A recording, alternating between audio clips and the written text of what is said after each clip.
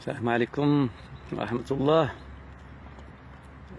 كنحييكم من مدينة مراكش الحمراء، المدينة الجميلة، المدينة الهادئة، المدينة اللي كتجمع بين الأصالة وبين ما هو جديد، يعني ما يسمى كنقولوا حنا المعاصرة. لما كتزيد تزور مدينة مراكش كتحس بالراحة وبالهدوء، تحس بأنك يعني في واحد المأمن في هذه المنطقة هذه. أنا كنتواجد بالمنطقة يعني اللي قريبة من المطار، معروفة. هذا المكان هذا هو تسمى بالبريستيجيا، واحد التجزئة سكنية كبيرة فيها الجولف. هنا كنشوفوا الجولف.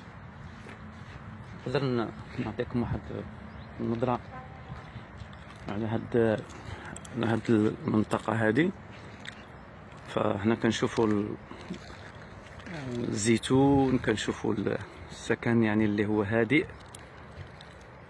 هنا كتواجد يعني المقر ديال الإقامة ديال العائلة. غادي ندير واحد الإطلال على هذا الجولف.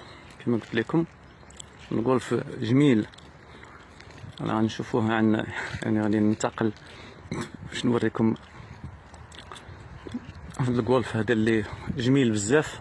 انتم كتشوفوا واحد المسافة كبيرة فيها الجولف. لاحظوا معايا يعني تبارك الله. واش ماشي ما يرتاحش الانسان هنا؟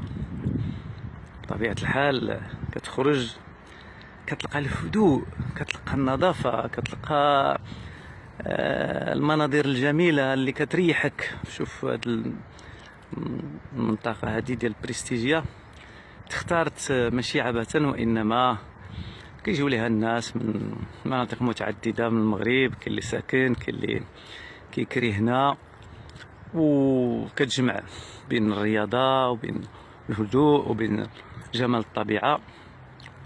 فالحقيقة اللي يزور مراكش كاين ما يتشاف في مراكش.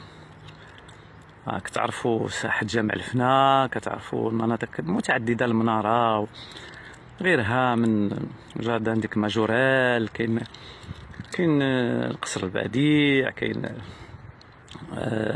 النواحي كذلك. كتمشي كتشوف سيدي ستيفادما، كتشوف وريكا، كتشوف إمليل، أسني. مناطق جميلة جدا.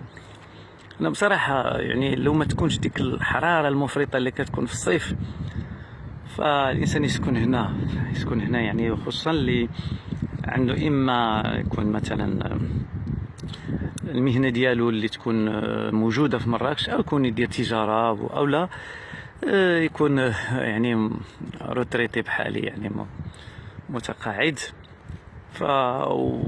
وتكون يعني المكان ديال التواجد ديالك يكون يعني في واحد المنطقة اللي تقدر انك يعني تقدر على حسب القدرة ديالك يعني المادية. هذا هو الأساس. هنايا كتبغي شي شوية، كتطلب شي شوية الفلوس، كتطلب شي شوية ولكن على كل حال كل واحد كيف كيسر له الله باش يقيم في هذه المنطقة هذه، يعني في هذه المدينة هذه. واخا في الأحياء الشعبية كاين حسن استقبال، كاين طيبوبة، كاين مناطق أخرى تاني ديال الناس اللي في مستوى تاني الاقتصادي ديالهم تكون شوية مسك عليهم الله، كيختاروا بحال هذه المنطقة هذه. فالله سبحانه وتعالى يسر لنا باش أننا نزوروا هاد المدينة هذه ونقيموا فيها يعني بهدوء. فنتمنى أن نترككم هاد المناظر هذه، وباش تزوروا هاد المدينة هذه وتمتعوا بالجمال ديال الطبيعة ديالها وبالمناظر، وتزوروا المآثر التاريخية. فشيء جميل جدا. نتمنى لكم أمسية طيبة.